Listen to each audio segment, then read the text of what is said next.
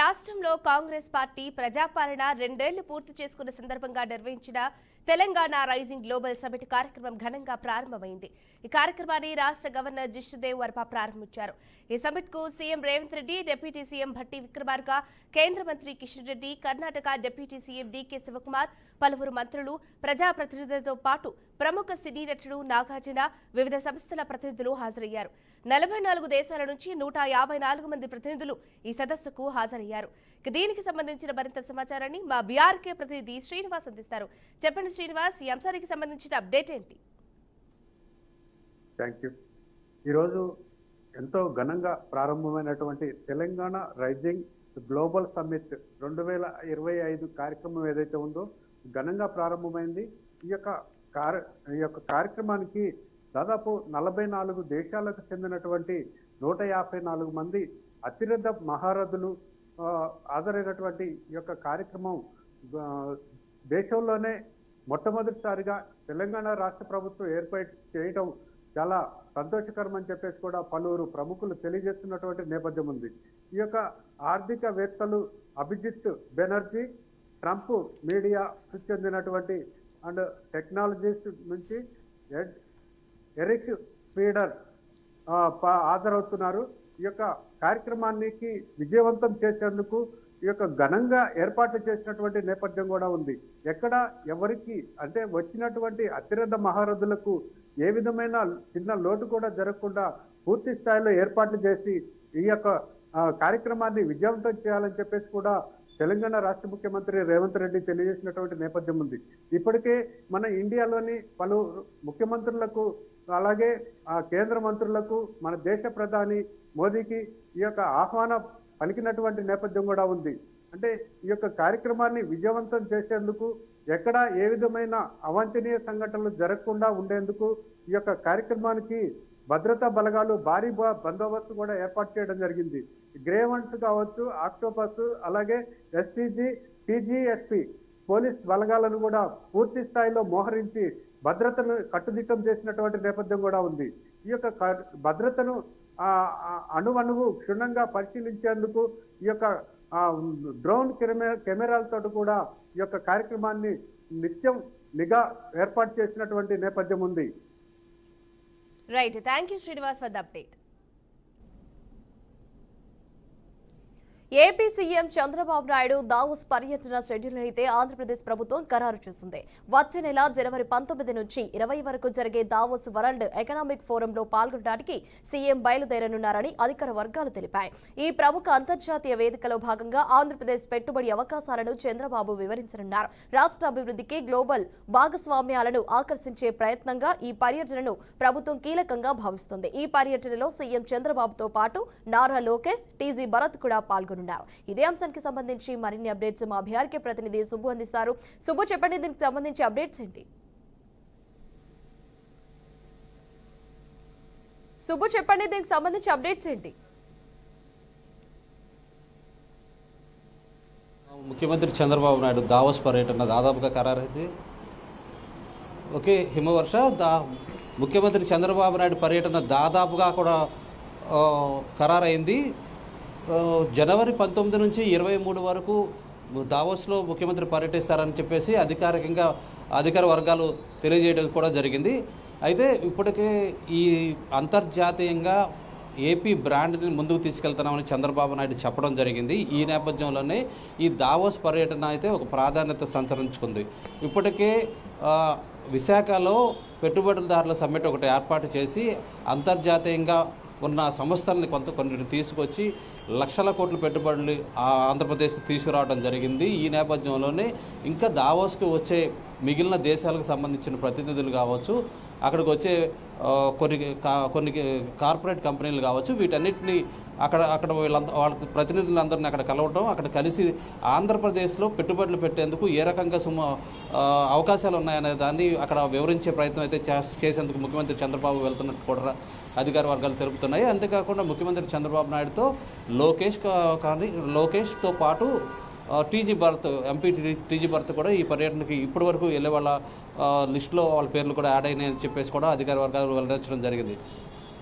ఏదైతే ఇప్పటికే వైజాగ్లో గూగుల్ డేటా సెంటర్ ఏర్పాటు చేయడం, అమరావతిలో క్వాంటమ్ కంప్యూటింగ్ ఏర్పాటు చేయడం, ఇలా పెద్ద పెద్ద సంస్థలన్నీ కూడా ఆంధ్రప్రదేశ్లో పెట్టుబడులు పెట్టేందుకు ముందుకు రావడం జరిగింది. దీన్ని ఏపీ బ్రాండ్ని ఒక హైప్ చేసి ఏపీలో ఉన్న అవకాశాలని వేరే దేశాలలో వాళ్ళకి ఎక్స్ప్లెయిన్ చేసి వాళ్ళందరికీ వివరించి ఏపీకి పెట్టుబడులు తీసుకురావడం లక్ష్యంగా ముఖ్యమంత్రి చంద్రబాబు నాయుడు పనిచేస్తున్నట్టు మనకి ఆ తెలుగుదేశం పార్టీ వర్గాలన్నీ కూడా చెప్తా ఉన్నాయి.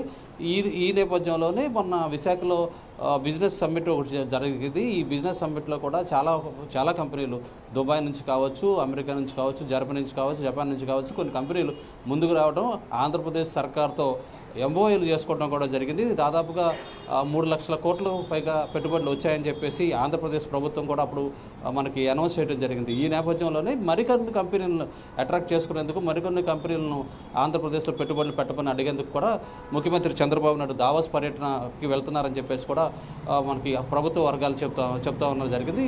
ముఖ్యమంత్రి చంద్రబాబు దావోస్లో ఎప్పుడు ఎకనామిక్ ఫోరం ఎప్పుడు ఎక్స్పో ఎప్పుడు పెట్టినా కానీ ముఖ్యమంత్రి చంద్రబాబు నాయుడు అటెండ్ అవుతూనే ఉంటారు. అక్కడికి వచ్చే పారిశ్రామికవేత్తలను కావచ్చు, మల్టీనేషనల్ కంపెనీలు కావచ్చు, ఆంధ్రాలో పెట్టుబడులు పెట్టాలని కోరడం కూడా జరుగుతూ ఉంటుంది. ప్రస్తుతం ముఖ్యంగా మనం ఆంధ్రాలో చూసుకుంటే యువశక్తి ఎక్కువగా ఉందని, చదువుకున్న విద్యార్థులు ఎక్కువగా ఉన్నారు. వాళ్ళందరికీ కూడా వేరే కొత్త కంపెనీలు ఎక్కడ వస్తే కనుక ఉపాధి అవకాశాలు పెరుగుతాయని చెప్పేసి ముఖ్యమంత్రి చంద్రబాబు నాయుడు కూడా జరుగుతూ ఉంటుంది. ఈ నేపథ్యంలోనే దావోస్ పర్యటనకు వెళ్ళనున్నారు. ఈ 19వ తారీఖున దావోస్లో ఈ ఎకనామిక్ ఎక్స్పో ఒకటి జరుగుతుంది. 19వ తారీఖు నుంచి 23వ తారీఖు వరకు 4 రోజుల పాటు ఈ దావోస్లో జరిగే పర్యటనకు ముఖ్యమంత్రి చంద్రబాబు నాయుడు అటెండ్ అవుతుందో పాటు ఇక్కడ ఉన్న కొంతమంది పొలిటీషియన్స్ని, ఇప్పుడు కొంతమంది అధికారులు కూడా దావోస్కు తీసుకెళ్ళి అక్కడ మనకు ఆంధ్రప్రదేశ్ సంబంధించి ఒక స్టాల్ని ఏర్పాటు చేసి ఆ ఎక్స్పోలో ఆంధ్రప్రదేశ్లో ఉన్న అవకాశాలు, ఇప్పుడు వరకు మన ఆంధ్రప్రదేశ్లో చదువుకున్న వాళ్ళు ఎక్కువగా ఉండటం, ప్లస్ ఈ ల్యాండ్స్ ఎక్కువగా ఉండటం, ప్లస్ మ్యాన్ పవర్ ఎక్కువ ఉండటం, ప్లస్ అంతేకాకుండా తీర ప్రాంతం, ఆంధ్రప్రదేశ్లో తీర ప్రాంతం కాకినాడ నుంచి విశాఖ వరకు, ఇటు చూసుకుంటే బాపట్ల వరకు కూడా వందల కిలోమీటర్ల తీర ప్రాంతం ఉండడం జరిగింది. ఈ తీర ప్రాంతాల్లో కూడా ఏమేమి వ్యాపారాలు చేస్తే బాగుంటుంది, ఎవరెవరు ఏ కంపెనీలు వస్తే బాగుంటుంది అనే దాని మీద కూడా అక్కడ డెమో ఇవ్వనున్నారు. ఇది అంతేకాకుండా ఇప్పుడు కూడా లోకేష్ కూడా అమెరికా పర్యటనలో ఉన్నారు. ఈ పెట్టుబడులను ఆకర్షించేదానికి అమెరికా కూడా వెళ్ళినట్టుగా కూడా తెలుస్తూ ఉంది. ఈ నేపథ్యంలోనే మొత్తం ఆంధ్ర బ్రాండ్ని ప్రపంచవ్యాప్తంగా ఎక్స్పోజ్ చేసి తద్వారా పెట్టుబడులు అయితే ఆకర్షించే ప్రయత్నంలో మరో భాగంగా దావోస్ పర్యటన అయితే ఉండబోతుందని చెప్పేసి కూడా ప్రభుత్వ వర్గాలు చెప్తున్నాయి. Right Subbu, thanks for the updates.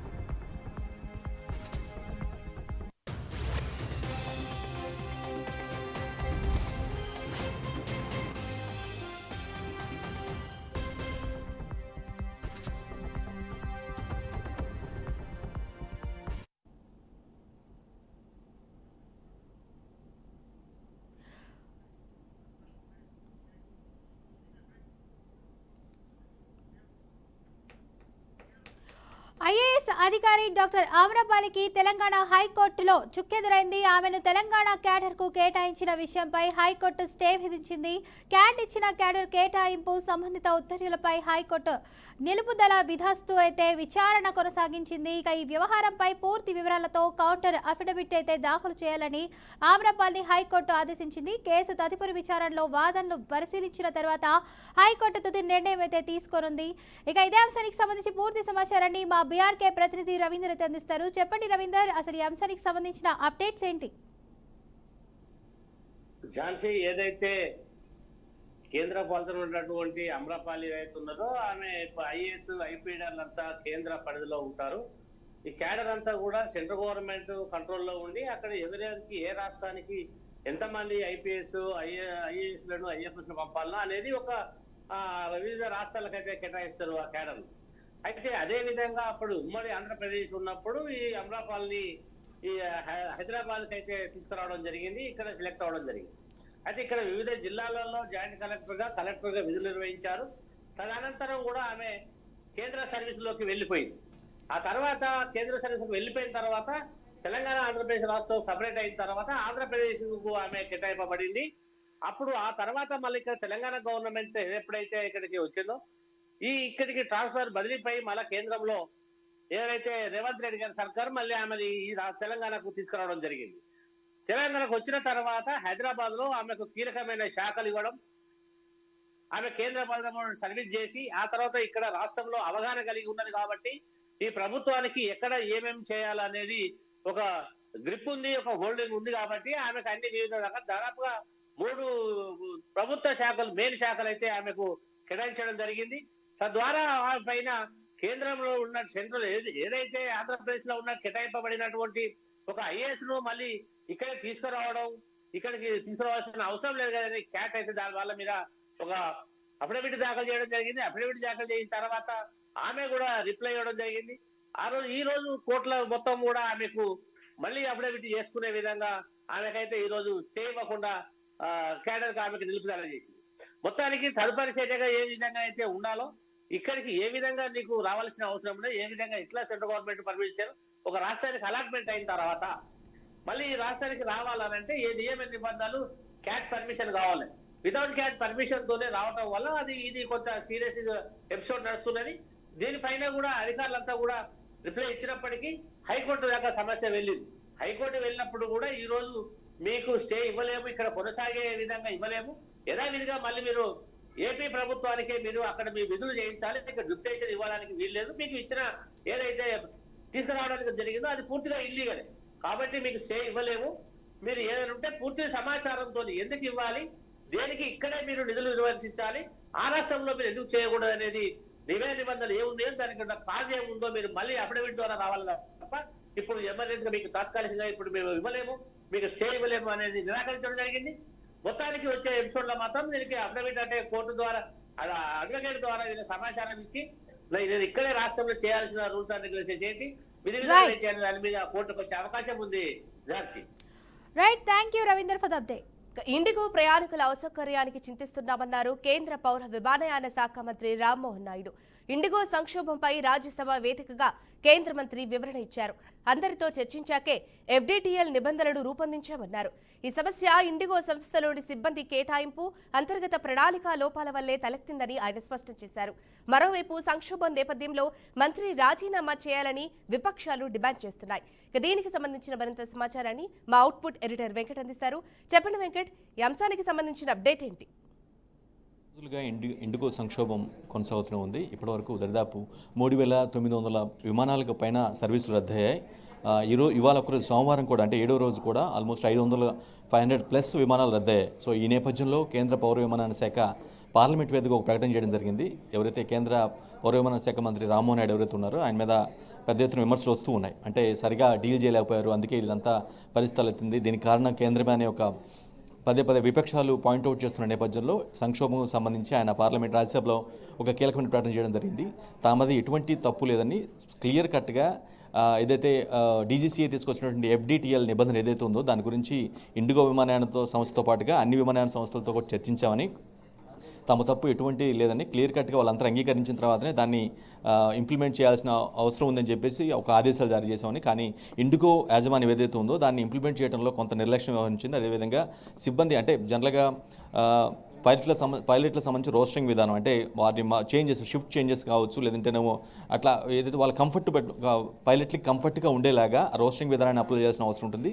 సిబ్బందిని వాళ్ళు తెచ్చినట్టు నిబంధనకు అనుగుణంగా సిబ్బందిని కూడా కావాలంటే హైర్ చేయాల్సిన అవసరం ఉంటుంది. కానీ ఇది చేయకుండా నిర్లక్ష్యం వహించిన నేపథ్యంలోనే ఇదంతా జరిగిందనేది ఓ పాయింట్ కేంద్రం చాలా స్పష్టంగా చెప్తూ ఉంది.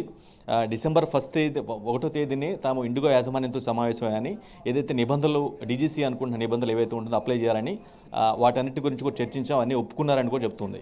సో డిసెంబర్ 3 నుంచి సంక్షోభం మొదలైంది. అది రోజు రోజుకు పెరుక్కుంటూ పోయి పెద్ద ఎత్తున విమాన సర్వీస్ రద్దు కావడం కావచ్చు, లేదంటే ప్రయాణికుల ఇబ్బందులు పడటం కావచ్చు, ఇవన్నీ అంటే కంప్లీట్గా ఫుల్ ఫ్లెజ్డ్గా ఇది ఇండిగో యాజమాన్యం యొక్క పూర్తి నిర్లక్ష్యమే అనేది కేంద్ర వాదనగా చెప్తుంది. కానీ అప్పటి వరకు కూడా కేంద్రానికి తెలియకుండా కేంద్ర పౌర విమానయాన శాఖకి ఈ ఇండిగో సంక్షోభం గురించి అంత తీవ్రతరం అయ్యేంత వరకు తెలియకుండా ఉందా, అంత వితౌట్ నాలెడ్జ్ జరిగిందా అనే ప్రశ్నలు కూడా ఉత్పన్నం అవుతున్నాయి. సో ఈ నేపథ్యంలోనే రామ్మోహన్ నాయుడు రాజీనామాకి విపక్షాలు పట్టుబడ్డాయి. సో ఇటువంటి నేపథ్యంలో రాజ్యసభ ఎదుగు కీలకమైన ప్రకటన చేయడం జరిగింది. అంతేకాదు ఇప్పటివరకు జరిగినటువంటి సంబంధించి కొంత అంటే ఇండిగో సంక్షోభం సంబంధించి కొన్ని పాయింట్లు చాలా క్లియర్ కట్గా చెప్పడం జరిగింది. నవంబర్ 21 నుంచి ఆల్మోస్ట్ డిసెంబర్ 1 వరకు ఇండిగోలో తలెత్తినటువంటి ఏదైతే తప్పిదాలు కావచ్చు, లేదంటే నిర్లక్ష్యమో, లేదంటే రీజన్ ఏదైనా సరే ఆ సంక్షోభం సంబంధించి ఆల్మోస్ట్ 9,56,000 టికెట్లు రద్దయినట్టుగా, అందులో 847 కోట్ల రూపాయలు రిఫండ్ చేసినట్టుగా ప్యాసింజర్లకి, అంటే అన్ని టికెట్లు రద్దయినాయి. దానికి సంబంధించినటువంటి ఫండింగ్ ఏదైతే ఉందో, ఆ ప్యాసింజర్లకు రావాల్సిన అమౌంట్ ఏదైతే ఉందో 827 కోట్ల రూపాయలు, అంటే ఆ రద్దయిన టికెట్లో నుంచి ఎంతైతే అమౌంట్ ప్యాసింజర్లకు వెళ్ళాల్సిన అవసరం ఉందో అందులో ఆల్మోస్ట్ 827 కోట్ల రూపాయలు రిఫండ్ చేసామని చెప్తూ ఉన్నారు. అంతేకాదు సగం బ్యాగులు ఇప్పటివరకు డిసెంబర్ 1 నుంచి 7వ తారీఖు వరకు కూడా 5,57,000 టికెట్లు రద్దయినాయి. దానికి సంబంధించినటువంటి రిఫండింగ్ కూడా కొంత చేశామని కేంద్రం చెప్తోంది. ఇక బ్యాగ్ విషయానికి వచ్చి లగేజ్ విషయానికి వచ్చినట్లయితే ప్యాసింజర్లకు సంబంధించి ఆల్మోస్ట్ సగం ఇప్పటివరకు పంపించాము. మరో 36 గంటల్లో మిగిలిన బ్యాగేజ్లు మొత్తం కూడా ఆయా ప్యాసింజర్లకు సంబంధించినటువంటి లగేజ్ మొత్తం కూడా చేర్చేస్తామని చాలా స్పష్టంగా పౌర విమానయాన శాఖ పార్లమెంట్ వేదిక చెప్తూ ఉంది. సో ఓవరాల్గా కేంద్రం పైన ఇస్తున్నటువంటి ఏదైతే ఆరోపణలు ఉన్నాయో, రాజీనామా చేయాలి, లేదంటే మీకు నిర్లక్ష్యం ఉంది, మీ నిర్లక్ష్యం వల్ల ఇదంతా జరిగిందని ఏదైతే చెప్తుందో దాన్ని కండెమ్ చేస్తూ ఒక స్పష్టమైనటువంటి ప్రకటన అయితే చేయడం జరిగింది Jhansi Rani. Right, thank you Venkat for the update. Visakha Gangavaram port వద్ద ఉద్రిక్తత నెలకొంది. ఉక్కు నిర్వాసిత ఐక్య సంఘం ఆధ్వర్యంలో చలో Visakha steel plant main gate కార్యక్రమం చేపట్టారు. తమ నాణ్యమైన డిమాండ్లు నెరవేర్చాలని కార్మిక సంఘాలు పోర్టును ముచ్చటించాయి. ఆర్ కార్డు కలిగి ఉన్న ప్రతి కుటుంబానికి స్టీల్ ప్లాంట్లో ఉద్యోగం కల్పించాలని డిమాండ్ చేశారు. జీవన సమృద్ధి చట్టాన్ని అనుసరిస్తూ నెలకు 25,000 చెల్లించాలన్నారు. ఈ ఆందోళనను పోలీసులు అడ్డుకోవడంతో గంగవరం పోర్టు మెయిన్ గేట్ వద్ద ఉద్రిక్తత వాతావరణం నెలకొంది. ముట్టడిలో పోలీసులకైతే కార్మిక సంఘాలకు తీవ్ర వాగ్వాదం చోటు చేసుకుంది. తమ న్యాయపరమైన డిమాండ్లు నెరవేర్చే వరకు ఆందోళననైతే విరమించమని తేల్చి చెప్పారు. ఇదే అంశానికి సంబంధించి మా బిహార్కి ప్రతినిధి సోమశేఖర్ అందిస్తారు. సోమశేఖర్, చెప్పండి, దీనికి సంబంధించి అప్డేట్స్ ఏంటి? ఎస్ హిమవర్ష, వాస్తవానికి గంగవరం పోర్ట్ అంటే గతంలో ఒక రికార్డు కూడా ఉంది. చాలా ఎక్కువ సరుకు రవాణా చేసే పోర్టుల్లో ఇది కూడా గతంలో 2 సార్లు రికార్డు సాధించింది. 2009 జూలై నెలలో ప్రారంభమైన ఈ పోర్టు ఇప్పటి వరకు ఎలాంటి ఇబ్బందులు లేవు. ఎందుకంటే అదానీ పోర్ట్ అంటారు. వాస్తవానికి ఒక 30% అదానీ వాటా కూడా ఉన్న పోర్ట్ ఇది. ఒక 11% ప్రభుత్వం వాటా కూడా ఉంది. అయితే ఇక్కడ కీలకమైన అంశం, నిర్వాసితులు ఎవరైతే ఉన్నారో, భూ నిర్వాసితులు, అలాగే వాళ్లే మత్స్యకార కాంట్రాక్ట్ కార్మికులు, ఒక రకంగా చెప్పాలంటే వాళ్ళకి గతంలో ఇచ్చిన హామీ ప్రకారం దాదాపుగా 27 లక్షల వరకు ఒప్పందం కుదుర్చుకున్నారు అప్పట్లో ఈ నిర్వాసితులకి ఉద్యోగులకి ఇస్తానని సొమ్ము. అయితే ఇది ఓటీఎస్ అంటారు, అంటే 1 టైం సెటిల్మెంట్ చేసేస్తాను అనేది అప్పట్లో పోర్టు యాజమాన్యం ఏదైతే ఉందో వీళ్ళతో కుదుర్చుకున్న ఒప్పందం. కానీ 1 టైం సెటిల్మెంట్ చేయలేదు. కాకపోతే కొంత సొమ్ము అయితే ఇచ్చేశారు. దాదాపుగా ఇంకా 2,30,000 రూపాయల వరకు ఒక్కొక్క కార్మికుడికి ఇవ్వాల్సిన సొమ్ము అయితే పెండింగ్ లో ఉండిపోయింది. దాంతో పాటు పలు డిమాండ్లు కూడా ఉన్నాయి. ఆ డిమాండ్లన్నీ కూడా ఎప్పుడు నిర్వర్తించాలి, ఎప్పుడు పరిష్కరించాలి అనే దాని మీద పోర్టు యాజమాన్యం మాట దాటేస్తుంది. ఇప్పుడు అదే చెప్తున్నారు, అంటే వాళ్ళకి ఇవ్వాల్సిన ఒక్కొక్క కార్మికుడికి ఇవ్వాల్సిన 2,30,000 రూపాయలు ఏవైతే ఉందో దాన్ని ఇన్కమ్ ట్యాక్సుల పేరుతో పన్నులు చెల్లించాలి, ఎప్పట్లో మేము అంటే ఇక ఒక రకంగా ఇవ్వలేము అని చేతులు ఎత్తేస్తున్నారు అనేది ప్రధానంగా ఇక్కడ కార్మికులు వ్యక్తం చేస్తున్న ఒక అనుమానం.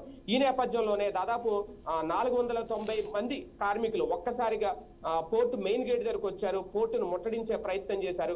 వాళ్ళని కట్టడి చేసేందుకు భారీ పోలీస్ బలగాలు కూడా మోహరించాయి. వాళ్ళందరినీ అడ్డుకునే ప్రయత్నం చేశారు. ఈ నేపథ్యంలో ఇరువురి మధ్య కాస్తంత వాగ్వాదం అయితే చోటు చేసుకుంది. తోపులాట కూడా జరిగింది. కాకపోతే అక్కడ కార్మికులు చేస్తున్న డిమాండ్ ఒక్కటే, వాళ్ళ ఆందోళన ఒక్కటే, ముందు ఏదైతే ఒప్పందం కుదుర్చుకున్నారో 1 టైం సెటిల్మెంట్ అది ఎలాగే జరగలేదు. ఇప్పుడు పెండింగ్ లో ఉండే దాదాపు ఒక్కొక్క కార్మికుడికి 2,30,000 రూపాయల వరకు చెల్లించాలి. వాటిని ఇమీడియట్ గా ఇచ్చేయాలి, అది కూడా 1 టైం సెటిల్మెంట్ చేయాలి అనేది వాళ్ళు కాంట్రాక్ట్ కార్మికులు కోరుతున్నారు. కాకపోతే వాళ్ళు కొన్ని డిమాండ్లు కూడా చేర్చారు. వాళ్ళు అంటే వాళ్ళ మీద కొన్ని ఇబ్బందులు సృష్టిస్తుంది యాజమాన్యం. అవన్నీ కూడా కొన్ని అడ్డంకులు ఏర్పాటు చేస్తున్నారు. వాళ్ళకి ఇప్పుడు కనీసం వాళ్ళకి పని చేయడానికి కూడా పని కూడా లేదు అక్కడ. సో ఈ డబ్బులు రాక వాళ్ళకి పని, ఎందుకంటే కాంట్రాక్ట్ కార్మికులు కాబట్టి వాళ్ళని ఎప్పుడైనా తీసేస్తారు, అవసరం ఉన్నప్పుడు పిలుస్తారు, ఒక రకంగా ఉపాధి మాత్రమే పొందుతారు. లేదు అంటే వీళ్ళందరూ భూములు ఇచ్చిన నిర్వాసితులు, లేదంటే మా భూములు వెనక్కి ఇచ్చేయండి అనే డిమాండ్ కూడా తీసుకొస్తున్నారు. ఒక రకంగా గంగవరం పోర్టు వద్ద ఈ తరహా ఉద్రిక్త వాతావరణ పరిస్థితి ఏర్పడుతుందని ఊహించలేదు. వన్ టైం సెటిల్మెంట్ జరుగుంటే కనుక ఈ పరిస్థితి వచ్చి ఉండేది కాదు. ఇప్పటికైనా యాజమాన్యం స్పందించాలని కోరుతున్నారు. ఇమీడియట్ గా కనుక ఓటీఎస్ చేసి వాళ్ళకి రావాల్సిన డబ్బులు మొత్తం క్లియర్ చేస్తే ఆందోళన విరమిస్తాం, లేదంటే ఇక ముందు మరింత తీవ్ర పరిణామాలు చోటు చేసుకునే అవకాశం ఉంటుంది అనేది కూడా కార్మికుల నుంచి వినిపిస్తున్న హెచ్చరిక. Himavarsha. Right Somasekhar, thanks for the updates. Guntur GGH లో స్క్రబ్ టైఫస్ కలకలం రేపుతోంది. స్క్రబ్ టైఫస్ తో గుంటూరు ప్రభుత్వ జనరల్ ఆసుపత్రిలో 2 మృతి చెందిన ఘటన స్థానికంగా కలకలం రేపుతోంది.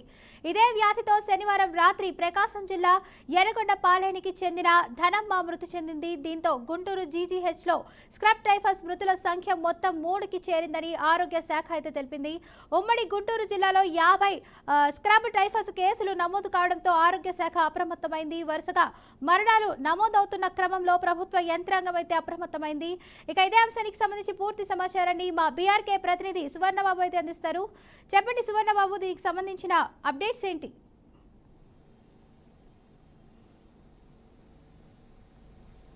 ఓకే ఫాతిమా, రాష్ట్ర వ్యాప్తంగా స్క్రబ్ టైఫస్ అనే వ్యాధి అది కలకలం రేపుతున్నారు. మరీ ముఖ్యంగా చూసుకున్నట్లయితే గుంటూరు ప్రభుత్వ ఆసుపత్రుల్లో ఈ ఎంతమందికి వచ్చింది, ఎంతమందికి స్క్రబ్ టైఫస్ వ్యాధి వచ్చింది, ఎంతమంది అని చనిపోయారనే గోప్యంగా ఉంటుంది. ప్రస్తుతంగా ఇప్పుడు చూసుకున్నట్లయితే స్క్రబ్ టైఫస్ వల్ల మరణించిన వాళ్ళ సంఖ్య చూసుకున్నట్లయితే 3. ముప్పాళ్ళ మండలం నుంచి జ్యోతి, రాజుపాలెం మండలం నుంచి నాగమ్మ, సత్తెనపల్లి మండలం నుంచి లూర్దమ్మ. ఇప్పటివరకు అయితే గుంటూరు ప్రభుత్వ ఆసుపత్రుల్లో 3 మరణించినట్టు తెలుస్తుంది. ఒక పక్క చూసుకున్నట్లయితే గుంటూరు ప్రభుత్వ ఆసుపత్రుల్లో సపరేట్గా వార్డు బెడ్స్ అనేది అయితే రూమ్ అనేది ఏర్పాటు చేశారు. అయినప్పటికీ కూడా మృతుల సంఖ్య అయితే మాత్రం పెరుగుతుంది. గుంటూరు జిల్లా చుట్టుపక్కల ప్రాంతాల నుంచి అయితే ప్రకాశం జిల్లా అయితే కావచ్చు, పల్నాడు జిల్లా నర్సపేట చుట్టుపక్కల జిల్లాల నుంచి అయితే గుంటూరు ప్రభుత్వ ఆసుపత్రికి అయితే చికిత్స కోసం వస్తుంటారు. అయినప్పటికీ కూడా వైద్యం కోసం వచ్చిన ప్రజలకి ట్రీట్మెంట్ సరిగ్గా అందడం కాక మరణిస్తున్నారా అనే ప్రశ్నార్థకంగా మారింది. ఒక పక్క చూసుకున్నట్లయితే వైద్య నిపుణులు అయితే కావచ్చు, ఆరోగ్య శాఖ మంత్రి అయితే కావచ్చు, దీనికి సంబంధించి స్క్రబ్ టైఫస్ అనే అదైతే మాత్రం భయపడాల్సినంత అవసరం అయితే లేదు. అంటూ వ్యాధి అయితే కాదు, అది ప్రాణాంతకరమైన వ్యాధి అయితే కాదు అని చెప్పేసి ప్రచారం అయితే ముమ్మరంగా చేస్తున్నారు. దీనికి సంబంధించి అయితే అలా నత్త వల్లే ఉంటుంది, కాక్రోచ్ మాదిరిగా ఉంది ఈ స్క్రబ్ టైఫస్ అది ఇది కుడితే వస్తుంది అని చెప్పేసి అని ప్రచారం అయితే జరుగుతుంది. దీనివల్ల భయపడాల్సినంత అవసరం లేదు.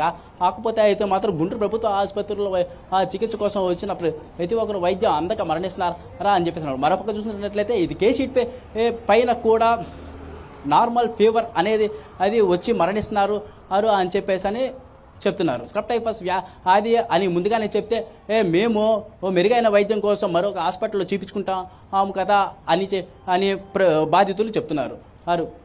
ఇప్పటికైనా కానీ ఆరోగ్య శాఖ మంత్రి అయితే కావచ్చు, గుంటూరు డిఎంఎండ్హెచ్ఓ అయితే కావచ్చు, గుంటూరు ప్రభుత్వ ఆసుపత్రిపై దృష్టి పెట్టాలని చెప్పని ప్రజలు వాపోతున్నారు. Right, thank you Suvarnababu for the update. ఇవి ఇప్పటి వరకు అప్డేట్స్. మరిన్ని అప్డేట్స్ కోసం చూస్తూనే ఉండండి బీఆర్కే న్యూస్. తెలుగుడి సత్తా.